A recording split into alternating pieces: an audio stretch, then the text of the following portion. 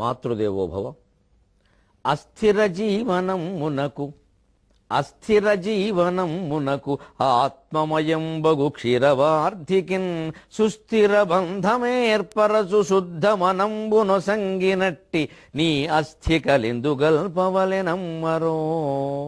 బాసర తీర శారదాంఘ్రిస్థిత గౌతమీ సలిల రేఖలలో నిన్ను జూచుకొందునే. బాసర తీర శారదాంఘ్రిస్థిత గౌతమీ సలిల రేఖలలో నిన్ను జూచుకొందునే. ఏబిఎన్ ఆంధ్రజ్యోతి ప్రేక్షక మహాశయులందరికీ నవజీవన వేదం అనే కార్యక్రమంలో 101వ భాగానికి స్వాగతం పలుకుతున్నాం.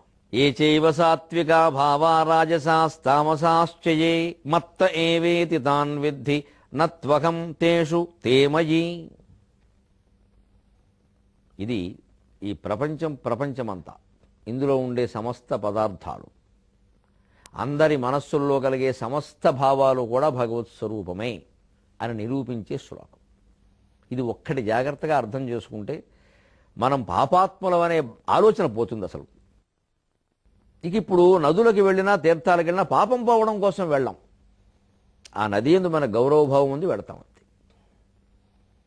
ఒక వ్యక్తి యందు ఉండే గౌరవంతో వెళ్ళి దర్శనం చేసుకోవడం వేరు, ఒక ప్రయోజనం కోసం వెళ్ళడం వేరు కదా. ఎప్పుడైనా ఓ గురువు దగ్గరికి వెళుతున్నాం, గౌరవంతో వెళతాం, ప్రయోజనం ఏమిటి? అలాగే నదులు, తీర్థాలు, గుళ్ళు, గోపురాలు కోరికల కోసం, ప్రయోజనాల కోసం వెళ్ళకూడదు. అవి గొప్పవి. మహానుభావులు తపస్సు చేశారు. ప్రతి పుణ్యక్షేత్రం యొక్క క్షేత్ర మహత్యం మీరు వినండి. అక్కడ ఖచ్చితంగా ఒక ఋషి, ఒక భక్తుడు ఎవరో తపస్సు చేసి ఉంటారు, లేకపోతే అది పుణ్యక్షేత్రమే కాదు. ఆ ప్రదేశంలోకి వెళ్ళి మనల్ని మనం పవిత్రులను చేసుకోవడం కోసం, ఆ ధ్యాన నిష్ఠలో ఉండడం కోసం, ఆ వాతావరణంలో ఆనందించడం కోసం మనం వెళ్ళాలి. కానీ అక్కడికి వెడితే ఇది పోతుందమ్మా, ఈ పోవడం ఏమిటి, ప్రాణమే పోతుంది చివరికి. అది అర్థమైతే అసలు మనలో మన మనస్సు, మన పాపం చేసాం, పుణ్యం చేసాం, ఏం చేసినా క్రియారూపంలో చేసాం. దానికి మూలం మన మాట, దానికి మూలం మనస్సు. ఈ మనస్సులో 3 గుణాలు ఉంటాయి. ఏ చైవ సాత్వికా భావ రాజసాహ తామసాశ్చయే. సాత్విక భావాలు, రాజస భావాలు, తామస భావాలు. ఈ 3 భావాలు అందరిలోనూ ఉంటాయి. ఎలా ఉంటాయి? ఒక ఉదాహరణ చెప్పుకుందాం. చక్కని పద్యం. గజేంద్ర మోక్షంలో ఏనుగు మొసలి బారిన పడిన తర్వాత, భాగవతం ప్రకారం 1000 ఏళ్ళు యుద్ధం చేసిన తర్వాత, ఇది బయటికి అది లోపలికి లాగిన తర్వాత ప్రార్థన చేస్తాడు. తన వల్ల కాకపోతేనే చేశాడు. కరిదిగుచు మకరి సరసికి కరిదిగుచును మకరిదరికి కరకరి బెరయన్ కరికి మకరి మకరికి గరి భరమున నిట్ల తలకు తల భటుల దరిబడన్. ఇలా యుద్ధం జరిగిన తరువాత ఇక తన వల్ల కాదని తెలిసాక గజేంద్రుడు ప్రార్థన మొదలు పెట్టాడు. ఆ మొట్టమొదటి పద్యం చూడండి, అందులో ఈ 3 రకాల భావాలు ఉంటాయి. కాబట్టి ఆ మొదటి పద్యానికి భగవంతుడు రాలేదు. ఈ 3 రకాల సాత్విక, రాజస, తామస భావాలు పోతేనే ఆయన వస్తాడు. అందుకే ఇందులో ఏమంటున్నాడంటే, ఏ చైవ సాత్వికా భావాహ రాజసాహ తామసాశ్చే. మనుషులు ఏవి సాత్విక భావాలని, రాజస భావాలని, తామస భావాలని అనుకుంటున్నారు, అవన్నీ మత్త ఏమయ్యేతి, నేనే పుట్టించానయ్యా అంటున్నాడు. మనమని అనుకుంటున్నాం అనవసరంగా. తాను విద్ధి, నేనే పుట్టించా, నా నుంచే వచ్చే, మీరెవ్వరూ దానికి కారకులు కాదు. మొత్తం ఇదంతా ఓ మహామాయ. ఇది ఒక్కడే ఆడుకునే పేకాట. మిత్రుడు వాడే, శత్రువు వాడే, ఈ పక్షం వాడే, ఆ పక్షం వాడే. మత్త ఏవైతే తాను విద్ధి, ఇవన్నీ నా నుంచే పుట్టాయి. కాకపోతే నత్వహం తేషు, నేను వాటిలో లేను. తేమయి, అవి నా యందు ఉన్నాయి. మరి తేడా లేదా? పళ్ళెంలో బియ్యం ఉన్నాయి కానీ బియ్యంలో పళ్ళెం ఉంటుందా? పళ్ళెం ఉన్నాయి, పళ్ళెంలో బియ్యం ఉన్నాయి. అందుకని బియ్యంలో పళ్ళెం ఎందుకు ఉంటుంది? అంటే భగవంతుని యందు ఇవన్నీ ఉన్నాయి, కానీ ఈయనెళ్ళి అందులో లేడు. ఈయన వాటికంటే చాలా పెద్దవాడు. ఏకాంశేన స్థితో జగత్తు. మొత్తం భగవత్ స్వరూపం అంతా ఒక 100 గజాలు అనుకుంటే అందులో 25 గజాల్లో సృష్టి అయిపోయింది. 75 గజాలు ఇంకా ఖాళీగా ఉంది. అత్యతిష్ట దశాంగుళం, 10 అంగుళాలు దాడితే లేదని చెప్పారు మొత్తం సృష్టి అంతా. దశాంగుళం, ఈ ఎన్ని అంగుళాలు ఉంది భూమండలం, అందులో దశాంగుళం అంట. అలాగే పరమాత్మ కొన్ని లక్షల కోట్ల వ్యాప్తి ఉంటే అందులో ఊరికే 10 అంగుళాలు ఈ సృష్టి అంతా కలిపితే. అందుకని చెబుతున్నాడు ఇక్కడ ప్రత్యేక, ఇవన్నీ నా నుంచి పుట్టాయ్యా, నాలోనే ఉన్నాయి, కానీ నేను వాటిలో లేను. నేను వాటికి లొంగను, వాటిలోకి లీనం కాను. అలా ప్రవేశించుకున్నామంటే మనం అందరం బాగుంటాం. ఆ ప్రవేశించిన భావాలు ఏవి సాత్వికం, ఏవి రాజసం, ఏవి తామసం తెలియాలిగా. చూద్దాం. ఆ గజేంద్రుడు ఏమంటున్నాడంటే మొదటి పద్యంలో, నానానేక పయూధముల్ వనములోనన్ పెద్ద కాలంబు సన్మానింపన్ దశలక్ష కోటి కరిణీనాథుండనయ్యుండి మద్దానంభ పరిపుష్ట చందనలతాం తచ్ఛాయలందుండక ఈ నీరాశను ఇటేల వచ్చిది భయం బెట్లు మొగదే ఈశ్వర. ఈ చివరి పాదం చూడండి. ఈ నీరాశనిటేల వచ్చింది భయంబు ఎట్లోగదే ఈశ్వర. ఏదో దాహం తారాగాలనే ఓ పిచ్చి కోరికతో నీరాశతో ఇటు వచ్చాను కాబట్టి ఇది జరిగింది, అసలు ఆ నీరు తాగే కోరిక నాకు లేకుండా ఉంటే ఈ ప్రమాదం జరగకుండా ఉండేది అంటున్నాడు తప్ప ఇది కాకపోతే మరొకటి జరిగే యోగం ఉంటే జరుగుతూనే ఉంటుంది. నీటి మీద ఆశతో దాహంతో ఇక్కడికి రాకుండా ఉండాల్సింది అని భయం అవుతోంది. ఎట్లోగది ఈశ్వర, ఏం చెయ్యాలో తెలియట్లేదు అన్నాడు తప్ప ఈ పెద్ద మనిషి వచ్చి కాపాడమని అడగల. ఆయన ఎందుకు వస్తారండి? అడగందే, అందుకు రాలేదు. 25 పద్యాలు పాడే వరకు రాలేదు. ఇప్పటికే ఈ పద్యంలో ఉన్న అహంకారం గమనించండి. నానానేక పయోధముల్ వనములోనన్ పెద్ద కాలంబు సన్మానింపన్. అనేకప అంటే ఏనుగు, ఎందుకంటే మనం మామూలుగా నోటితో నీరు తాగుతాం, ఏనుగు నోటితోనూ తొండంతోనూ కూడా తాగుతుంది. అంచేత అనేకప. ఏకప అంటే ఒకదానితో నీరు తాగేది, అనేకప అంటే ఒకటి కంటే ఎక్కువ రెండింటితో నీరు తాగేది. అంచేత అనేకపం. అనేక రకాల ఏనుగులు నన్ను సేవిస్తూ ఉండగా హాయిగా అరణ్యంలో ఉండకుండా ఇక్కడికి ఎందుకు వచ్చా? ఇది రాజస భావం. ఇది నేను మహారాజుని, హాయిగా ఉండకుండా ఏమిటో. మనలో కూడా చాలామంది ఇంతే. ఇదివరకు ఒకప్పుడు మాకు ఈ ఊళ్ళో పొలం అంతా మాదే, 100 ఎకరాలు మాదే, ఆయకట్టు మొత్తం. అప్పుడు ఎలా ఉండేవాళ్ళమో, ఎందుకు వచ్చిన గొడవ ఇది? ఇప్పుడు చెప్పెత్తుకున్న ఆ విషయం చెప్పరాదా? ఈ చెప్పెత్తుకున్న విషయాన్ని అంగీకరించలేక పాతవన్నీ గుర్తు చేసుకుని నెమరేసుకుని ఆనందించడం. ఏమిటి ఆనందం? దీన్ని రాజశేఖ ఆనందం అంటారు. ఇది నిలిచేది కాదు. ఇది ఇవన్నీ విన్నాక ఎదురువాడు ఆ సార్లండి అవన్నీ మా తాతలు నేతులు దగ్గర మీరు మా మూతులు తాగండి అని చెప్తున్నారు, అసలు కబుర్లు చెప్పండి, ఇప్పుడు ఏంటి సంగతి అంటాడు. ఏం లేదు రావు 10,000 అప్పిమంటాడు, అంతకంటే ఇది రాజసం, రాజస భావాలు ఇవి. సాత్వికం చూడండి. గజేంద్రుడు ఏమంటున్నాడు? తామసం. 10,00,000 కోటి కరిణీనాథుండనయ్యుండి 10 లక్షల కోట్లు అంకె పక్కనట్టండి. ఒకరి తర్వాత ఎన్నైనా తప్పే. వివాహం అనేది ఒకరితోనే. ఇక రెండో వారే తప్పనప్పుడు 22వ వారు తప్పని వేరే చెప్పక్కల. రెండోది తప్పు, మూడోది ఘోరం, నాలుగోది నేరం, చెప్పేదేముంది? ఇంకా ఈ 10,00,000 కోటి అంకెలు పక్కనట్టండి, ఇంక లెక్కనట్టద్దు. అంతమంది ఆడ ఏనుగులకు నేను భర్తనై ఉండి, ఇది తమో గుణం. అంటే కేవలం లైంగికమైన విషయాలు, కామ సంబంధమైన విషయాలను తమో గుణంలోకి వస్తాయి. అంతమందికి భర్త అయితే ఏమిటంటే నువ్వు చెరువులో కూడా రమ్మన్నాడు. ఇప్పుడు ఆ విషయం ఎందుకు అంటే ఎందుకంటే అక్కడ ఆ గట్టున ఏనుగులు ఉన్నాయి, ఆడ ఏనుగులు. అవి అప్పటికే వాటిలో అవి గుసగుసలు ఆడుకుంటున్నాయి. మనం వాడేదో చాలా గొప్పవాడు అనుకున్నాం, పోదురు బడాయి అని అయిపోయింది. ఏదో పెద్ద మొగాడు అనుకుంటున్నాం, ఇదే సంగతే అని అప్పుడే నవ్వుకుంటున్నాయి ఇవి. ఆ బాధ వచ్చేస్తుంది. అంటే తమో గుణమైన బాధ పోలే దీనికి. తమో గుణ భావాలు. అన్ని ఆడ ఏనుగులు ఇదివరకు నన్ను బాగా సేవించేవి, నేను గొప్ప కింగుని, ఇవాళ ఏమైపోయాను? ఇదెందుకు? ఏడిచేవాడు ఏడవక. ఇది తామసిక భావం. ఇక సాత్విక భావం చూడండి. మద్దానంభ పరిపుష్ట చందనలతాం తచ్ఛాయలందుండక. నా దాన జలం చేత పెరిగి పెద్దయినటువంటి మంచి గంధపు చెట్ల నీడల్లో హాయిగా ఉండకుండా అని అంటున్నాడు. ఇది సాత్వికమైన భావం. మంచి పనులు చేసేవాళ్ళు కొంతమంది అహంకరిస్తారు. ఈ ఊళ్ళో గుళ్ళన్నీ నేనే కట్టించా, మొదటి నుంచేనండి ఈ ఊళ్ళో వాళ్ళకి భక్తి అంతా మనమే, మా వంశం వాళ్ళేనండి, మేము నేర్పామండి. అలాగే ఈ చెప్పడం ఒక అహంకారం. అది వాళ్ళు చెప్పుకోవాలి, మనం ఎందుకు చెబుతున్నాం? అది సాత్విక అహంకారం. నిజానికి అడవిలో చెట్లు పెరగడం సహజంగా ఎదుగుతాయి. నదీ తీరాల్లో ఉంటాయి, అక్కడ కొండలు కోనలు వాగులు వంకలు ఉంటాయి. ఆ నీళ్ళకి ఆ చెట్లు ఎదుగుతాయి. అసలు ఏనుగు మదజాలంట, అంటే ఈ చెక్కిళ్ళ నుంచి కారే ద్రవం, ఆ ద్రవం ఎంత, అది నేల మీద కారేదంతా, అది ఆ చెట్టు దగ్గరికి వెళ్ళేదంతా, దాంతో చెట్లు పెరగడం ఏంటండి అతిశయోక్తి. కాకపోతే దానం ఇచ్చిన వాళ్ళు కూడా ఇలాగే చెప్తారు. 10 రూపాయలు దానం వేయడమను, 10 వందలు ఇచ్చి అడ్వర్టైజ్మెంట్ ఇవ్వడము. ప్రకటన ఎక్కువ, అసలు వ్యవహారం తక్కువ. మనం చేసే మంచి పనులు కూడా చిన్న మంచి పని ఏదో ఒకటి చేయడం, దాని గురించి ఇంటికి వచ్చిన వాళ్ళ గురించి నేను మొదటి నుంచి కూడా ఇంత పొడుగు సాగదీయడం. ఇక్కడ ఇది వారికి తెలియదు. అది వారు ఎందుకు చెప్పట్లేదు ఆ విషయం? మనమే చెప్పుకోవడం, కూర్చుని ఎంత చేశా అంత చేశా. ఇది సాత్విక అహంకారం. ఈ 3 అహంకారాలు ఉండబట్టే గజేంద్రుడికి దేవుడు కనపడలేదు.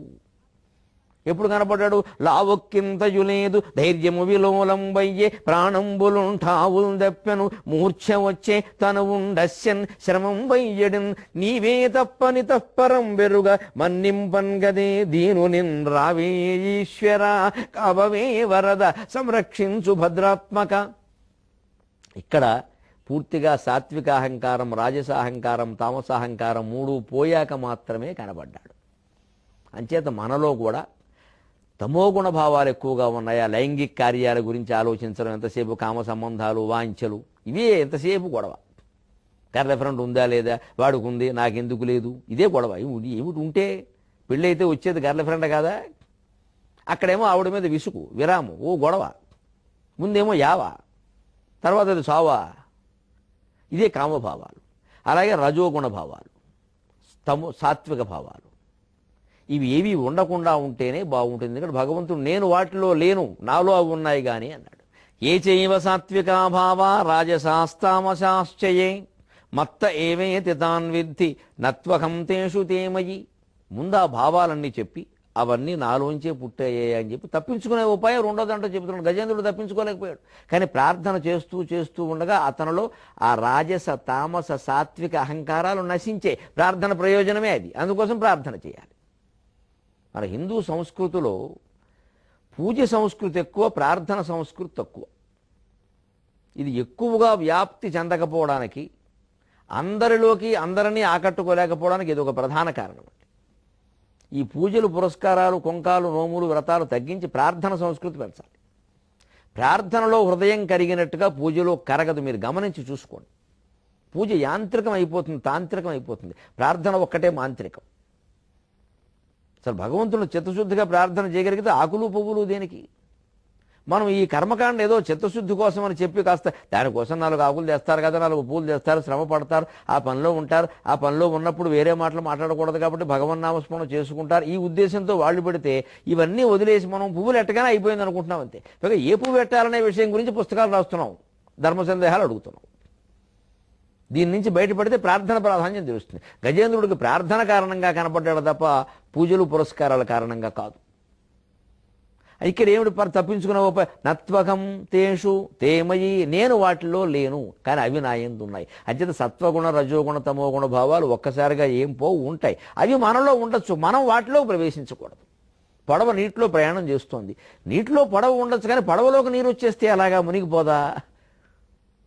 పడవ నీటిలోన పరువులెత్తగవచ్చు, నీరు పడవలోన చేరరాదు. సాగర ఘోష 10వ ఆశ్వాసంలో రాశాను. ఆత్మనౌకయందు యాత్రిక దేహముల్ తీర తీరమునకు జారుచుండు, ఆత్మనౌకయందు యాత్రిక దేహముల్ తీర తీరమునకు జారుచుండు, పడవ నీటిలోన పరువులెత్తగవచ్చు, నీరు పడవలోన చేరరాదు. పడవ నీటిలో ఎంత పరిగెట్టినా పర్వాలేదు, నీరు పెరిగినా ఇబ్బంది లేదు. కానీ నీరు పడవలోకి చేరిపోతే అలాగా. మనలో సాత్విక తామస రజోభావాలు ఏవో ఉన్నా ఏమి ఇబ్బందులు, వాటిలోకి మనం వెళ్ళకూడదు. అవి మనకు అంటకుండా చూసుకోవాలంటే జిడ్డు కృష్ణమూర్తి గారు చెప్పినట్టుగా విడిగా ఉండి వాటిని చూడగలగాలి సాక్షిభూతంగా. అప్పుడు హాయిగా ఈ భావాలు ఏవి ఉన్నా అవి మన ఏమీ చేయవు. గాలివాటంగా గాలి మనకి వీస్తోంది, వెళ్ళిపోతుంది. గాలి మనలో ఉందా అంటే ప్రాణం రూపంలో ఉందంతే. అందుకని బయట నుంచి వచ్చే గాలి బయటకు పోతుందా లేదా? అంత గాలి ప్రాణానికి చేరిందా? అంత అవసరమా? ఆ గాలి ఎక్కువ చేరితే చలిగాలి అయిపోయి జబ్బు వస్తుంది కూడా. గాలి దగ్గర చోట కూర్చుంటాం, మనకు తగులుతుంది, వెళ్ళిపోతుంది అంతే. ఈ భావాలన్నీ అంతే, గాలివాటం భావాలే, వస్తూ ఉండాలి, పోతూ ఉండాలి. మనం సాక్షిగా ఉండి చూస్తూనే ఉండాలి. అది తెలిస్తే నిష్ఠురోక్తులు మనం మానేసి మనలో ఉండేటువంటి తమో గుణం తగ్గించుకుంటే నిష్ఠురోక్తులు ఉండవు. ఆ తమో గుణం ఉండడం వల్లే ఇష్టం వచ్చినట్టుగా మాట్లాడుతూ ఉంటాం. తల్లి లేదు, తండ్రి లేదు, పెద్దవాళ్ళు లేదు, చిన్నవాళ్ళు లేదు, ఏదో మనకు తోచినట్టు మాట్లాడటం. అలా మాట్లాడేవాళ్ళు ఎలాంటి వాళ్ళు భాస్కర శతకంలో చెబుతున్నాడు. పలుచని నీచమానవుడు పాటిదలంపక నిష్ఠురోక్తులన్ పలుకుచునుండుగాని, పలుచని నీచమానవుడు పాటిదలంపక నిష్ఠురోక్తులన్ పలుకుచునుండుగాని, మతిభాసురుడైన గుణప్రపూర్ణుడు అప్పలుకుల పల్కబోవడు, మతిభాసురుడైన గుణప్రపూర్ణుడు అప్పలుకుల పల్కబోవడు, నిబద్ధిగా ఎట్లన వెల్తికుండతా తొలకుచునుండుగాని, మరి తొల్కున నిండు ఘటంబు భాస్కర, వెల్తికుండతా తొలకుచునుండుగాని, మరి తొల్కున నిండు ఘటంబు భాస్కర. అల్పుడైనవాడు, నీచుడైనవాడు, తన తప్పు తాను ఒప్పుకోవడం ఇష్టం లేక ఆ నేరాలన్నీ ఇతరుల మీద గెంటేస్తాడు. వాళ్ళ వల్ల చేశాను, వీళ్ళ వల్ల చేశాను, చిన్నప్పుడు ఎప్పుడో మీరు ఇలా చేశారు, అందువల్ల నా జీవితం ఇలా అయింది. చిన్నప్పుడు చేసింది నిజమే అనుకుందామండి 5 ఏళ్లప్పుడు, తర్వాత 20 ఏళ్ళు 30 ఏళ్ల జీవితంలో మనం దిద్దుకోలేకపోయామా? మన చేతకాంతనం ఒప్పుకోలేక ఎవరి మీద గెంటాడు. ఎందుకంటే మనకి ఇష్టం లేదు అది ఒప్పుకోవడం. మరి మనం చేతకాని వాళ్ళం, మనం గొప్పవాళ్ళం, మనం హీరోలం. మనల్ని పెళ్లి చేసుకున్న వాళ్ళు, పెంచిన వాళ్ళు, మనకు ఆశ్చర్యం ఇచ్చిన వాళ్ళు, వీళ్ళంతా దుర్మార్గులు. ఎందుకంటే ఇంకా మనం అడిగిన కోరికలను తీర్చట్లేదు కాబట్టి. ఎప్పుడు ఆ కోరికలు తీరుతూనే ఉండాలి. ఇచ్చేవాడు ఇస్తూ ఉంటే పుచ్చుకునేవాడు పుచ్చుకుంటూనే ఉంటాడు. కష్టపడి సంపాదించుకుంటే తెలుస్తుంది. ఏం చేసుకుంటారు? కుర్రాళ్ళు అలా మాట్లాడుతున్నారు తల్లిదండ్రులు, చాలా తప్పది. మాకివ్వకపోతే ఏం చేస్తారు? అసలు తల్లిదండ్రుల ఆస్తి పిల్లల కోసం మాత్రమే కాదు, కేవలం తల్లిదండ్రులు పిల్లల పట్ల చేయవలసింది తిండి, బట్ట, వసతి, రోటీ, కపడా और మకాన్ కూర్చునే చల్తా తీసేయి. పిల్లల్ని కన్నాం కాబట్టి తిండి పెట్టడం, బట్టలు కుట్టించడం, వసతి, చదువు ఏర్పాటు చేయడం వరకే తల్లిదండ్రుల బాధ్యత. ఆస్తులు సంపాదించవలసిన అవసరమే లేదు, ఇవ్వకపోవడం చాలా మంచిది. ఆస్తులు సంపాదించి ఇచ్చిన వాళ్ళు 90% మంది పిల్లలు చెడిపోయారు. పేదవాళ్ళ పిల్లలు సొంతంగా కష్టపడి పైకి వచ్చారు. మీరు మహానుభావులైన పెద్ద పెద్ద వ్యాపారస్తులు, పెద్ద పెద్ద నెంబర్ వన్ అంటారే, ఏదో సెలబ్రిటీలు ఏవో ఇంగ్లీష్ మాటలు వాడతారు. వాళ్ళ జీవిత చరిత్రను పరిశీలించిన 90% మంది అందులో పేదవాళ్లే. ఏ జమీందారుల పిల్లలు ఎందుకు గొప్పవాళ్ళు కావడంలా? ఎందుకు దుర్మార్గులు అవుతున్నారు, రౌడీలు అవుతున్నారు? వీళ్ళు దాని హక్కుగా భావిస్తున్నారు. దానికి తోడు తల్లిదండ్రులను తిట్టడం, పెద్దవాళ్ళని తిట్టడం, సమాజాన్ని తిట్టడం, మహానుభావులను తిట్టడం. దేవుడు కాస్త దేవుడి గురించి జపమైనా చేయరా అంటే, ఆ దేవుడు ఉన్నాడని ఏమిటి, మరే వీడి జేబులో కనపడతాడు దేవుడు వచ్చి. ఈ నీచులు చేసే పనులు ఇవి. నిష్ఠురోక్తులను పలుకుచుని ఉండు కానీ అలాంటి వాళ్ళు మాట్లాడతారు. కానీ మతిభాసురుడైన గుణప్రపూర్ణుడు, సరైన బుద్ధి, మతిభాసురం అంటే మతిభాసురం అంటే ప్రకాశించడం, సరైన బుద్ధి వికాసం కలిగినటువంటి మంచి అబ్బాయి అటువంటి మాటలు మాట్లాడు. మనం ఇవాళ ఈ స్థితిలో ఉన్నామంటే ఎంతమంది కారణం? అమ్మ అలా చూడకపోతే, నాన్నగారు అలా చూడకపోతే, బంధుమిత్రులు మనకు సహకరించకపోతే మనం ఇలా ఎందుకుంటాం అసలు? నిబద్ధిగా దానికి ఉదాహరణ ఏం చెబుతున్నా అంటే, వెల్తికుండత తొలకుచునుండు గాని మరి తొల్కునే నిండుగటంబు భాస్కర. నిండుకుండ తొణకదు, ఒట్టుకుండ ఊపులు ఎక్కువని సామెత. అందుకే మీ కొండలు డింకీలు కొట్టాయనే మాట ఉంటూ ఉండదు అప్పుడప్పుడు. లోపల కొండలు డింకీలు కొడుతున్నా ఈయనేమో అరుగు మీద కూర్చున్న కబుర్లు చెబుతున్నాడంట. పేదరికం వచ్చినప్పుడు లోపల ఈయనేమో అరుగు మీద కూర్చుని ఏవో చదువుకుని పద్యాలు పాడతాడు, ఏమీ లేనట్టుగాను, ఈయన పెద్ద పండితులు అంటారు అందరూను. లోపల కొండలు డింకీలు కొడుతున్నాయి. కొండలు డింకీలు కొట్టడం ఏమిటి? పూర్వం వంట పాత్రల కింద చాలా భాగం మృణమయ పాత్రలు వాడేవారు, మట్టి కొండలే వాడేవారు. అందులో అన్నమే మంచిది ఎప్పుడు కూడాను. ఈ స్టీల్ పాత్రలు వచ్చాక బుద్ధులు కూడా చెడ్డాయి. మట్టి పాత్ర ఎప్పుడు కొండ మంచిది, పైగా తక్కువ ఖర్చు, పగిలిపోయినా ఇబ్బంది లేదు. కొండ పగల కూడా చెప్పడం, ఇవన్నీ ఆ మాటలు దాని నుంచే వచ్చాయి. కొండ మార్పిళ్ళు ఇవన్నీ కొండ మీద మన సామెతలు ఎందుకు అంటే కొండలే వాడేవారు. అందులో వంటింట్లో కనుక ఖాళీ కుండలు ఉంటే అందులో పదార్థాలు ఏం లేవనుకోండి, ఏదో ఊరగాయ పెట్టాం అయిపోయింది, రోజు వేసుకుంటే అయిపోదేటి. ఆ ఖాళీ కుండలు ఉన్నాయి, ఆవకాయ కుండ, మాగాయ కుండ, ఖాళీగా ఉండి గాలికి కదులుతూ అది కుండలు డింకీలు కొట్టడం. బియ్యం కూడా ఒక కుండలో పోసేవారు, బియ్యం అయిపోయాయి, నిండుకున్నాయి, కానీ 2 కుండలు డింకీలు కొడుతున్నాయి. అది కుండలు డింకీలు కొట్టడం అంటే పేదరికం ఏమీ లేవు, నిప్పత్సరం. అలా వెల్తి కుండ తోలకొచ్చి ఉండగా నీళ్లు పోసిన కుండల్లో మీరు గమనించండి, మీరు నీళ్లు వెల్తిగా పోస్తే ఆ పట్టుకొచ్చేటప్పుడు పట్టుకెళ్ళేటప్పుడు కూడా నీళ్లు టప తప తప తప ఓ శబ్దం చేస్తాయి. అదే నిండా ఉన్న కుండ శబ్దం చేయదు. అంచేతన అలాగే సగం తెలిసిన వాడు ఎక్కువ అనవసరంగా మాట్లాడుతూ ఉంటాడు, పూర్తిగా తెలిసిన వాడు మాట్లాడు. దీని ఇంగ్లీష్లో కూడా చెప్తారు, empty vessels make much noise. ఖాళీ పాత్రలే ఎక్కువ శబ్దం చేస్తాయి. వెల్తి కుండ తొలుగుతూ ఉంటుంది కానీ నిండు కుండ తొణగదు అన్నారు. అందుకే బాగా చదువుకున్నవాడు ఎప్పుడు ఎక్కువ మాట్లాడు. చదువుతున్న కొద్దీ నిజంగా పాండిత్యం పెరిగిన కొద్దీ మౌనం ఎక్కువ అవుతూ ఉంటుందండి. జ్ఞానే మౌనం అంటారు రఘువంశ కావ్యంలో కాళిదాస మహాకవి. జ్ఞానం ఉంది అంటే మౌనంగా ఉంటాడండి. ఎందుకంటే తెలుసును అంతా మాయ, అంతా మిథ్య, ఏం మాట్లాడినా వృధా. ఎందుకంటే ఎప్పుడు మనుషులు మాట్లాడే విధానం మీరు గమనించండి, చేసినవన్నీ మర్చిపోతారు. ఇప్పుడు జరిగింది ఏదో జరగకపోతే పాతవి కూడా ఏం చేయలేదనే మాట్లాడతారు. ఏం వాదిస్తాం? ఎంతసేపు వాళ్ళకు అనుకూలంగా మాట్లాడడమే. యువతల వాడు మాట వినరు, అసలు అబద్ధాలు మాట్లాడతారు కావాలని.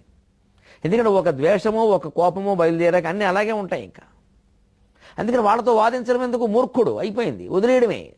వాడికి మనం ఎంత దూరంగా ఉండగలమా అని ఆలోచించాలి అంతే. కొడుకైనా సరే, కూతురైనా సరే, తల్లి అయినా సరే, తండ్రి అయినా, చివరికి భర్త అయినా సరే. మూర్ఖుడు అని తేలిపోతే మంచిది, దూరంగా ఉందాం, ఈ జన్మకి ఇంతో కాపురం తప్పదు, ఏం చేద్దాం, దూరంగా ఉంది, వీలైనంత దూరంగా ఉందాం. వాదించడం అనవసరం, ఆయనకి ఏమి నచ్చదు.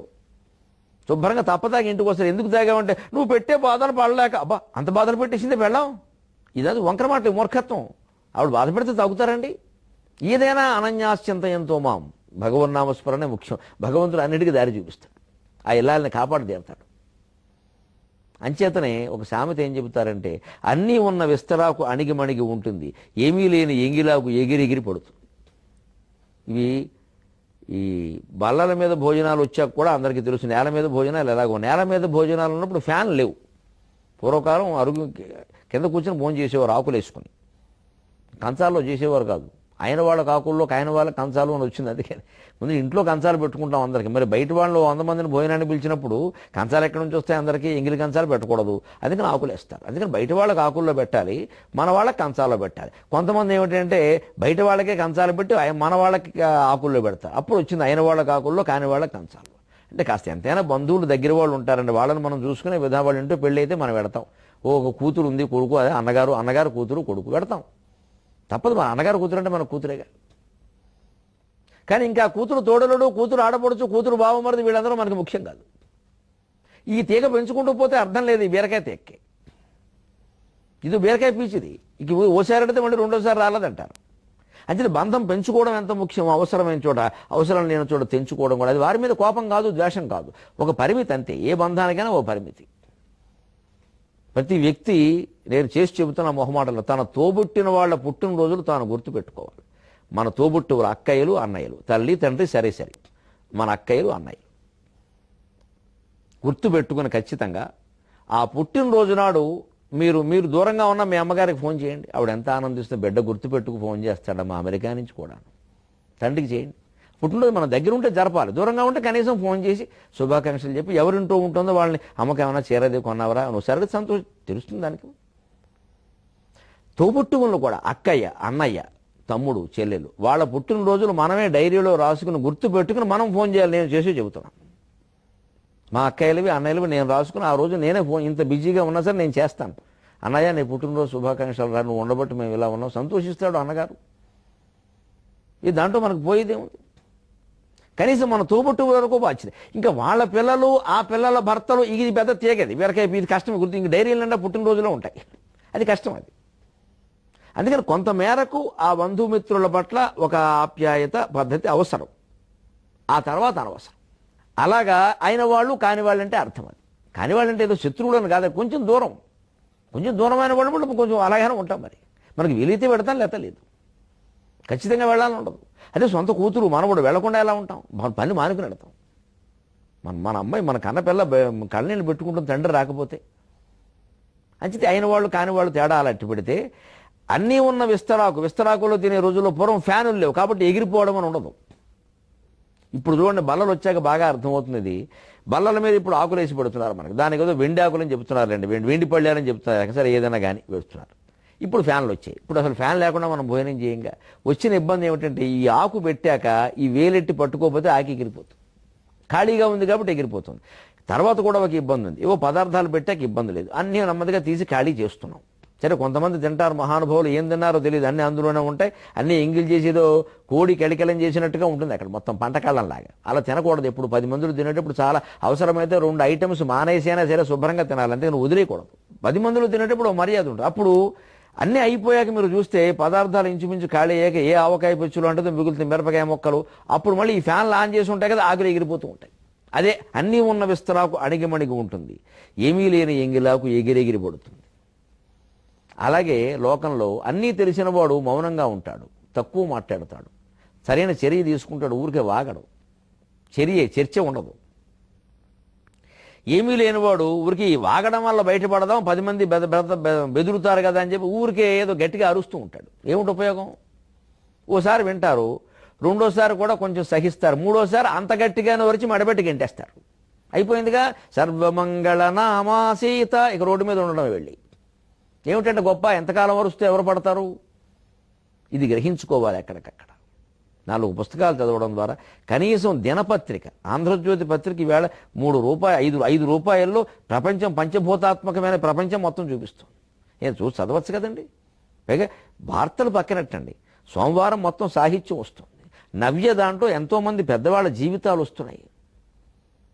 చాలా అట్టడుగు స్థాయి నుంచి పైకి వచ్చిన వాళ్ళ స్ఫూర్తిదాయకమైన చరిత్రలు వస్తున్నాయి. చింతన, ఆధ్యాత్మికమైన విషయాలు వస్తున్నాయి. జగ్గి వాసుదేవ్ గారి మాటలు, రమణ మహర్షి ఉపదేశాలు, మా గురుతుల్యులు విఎస్ఆర్ మూర్తి గారు జిల్లెలమూడి అమ్మగారి గురించి రాస్తూ ఉంటారు. ఎంత బాగుంటుందో అమృత వాక్కులని.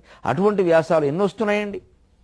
ఒక్కరోజు 5 రూపాయల కోసం మనం వెచ్చిస్తే ప్రపంచం అంతా మన కళ్ళ ముందు ఉంటుంది. ప్రపంచాతీతమైన భగవత్ పదార్థం కూడా ఉంటుంది. అది చదివితే ఎంత బాగుంటుంది. అబ్బాయి కుర్రాళ్ళు చాలామంది చదవరండి. పరీక్షలు అయిపోయాక చదివి పేపర్ చదవడానికి పరీక్ష ఏమిటి? దినపత్రిక చదవడం వల్ల ప్రపంచ జ్ఞానం అంతా వస్తుంది.